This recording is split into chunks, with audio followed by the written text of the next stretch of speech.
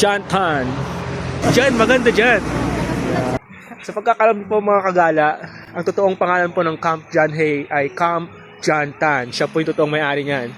Pormahan pa lang, yayamanin na, no? Nakikita niyo ngayon ay mga totoong bulaklak yan. Hindi po yan plastic kasi bawal ang plastic dito sa Baguio.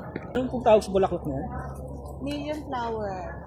So pag meron kang itong alaga, milyonaryo ka na kasi million flowers po yan. Yeah. Kung gusto yung maging milyonaryo instantly, mag-alaga kayo ng million flowers. There's a lot of attractions inside the Baguio Botanical Garden. So tara, pasok tayo mga kagala.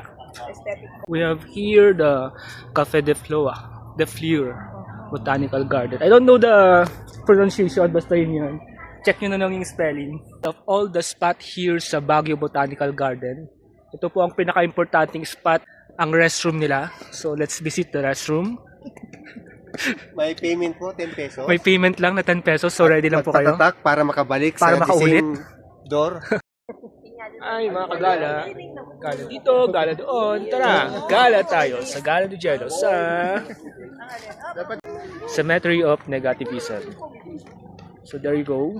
Let's take a look sa ating mga negativism. Rather. The vlogger? The vlogger? There you go.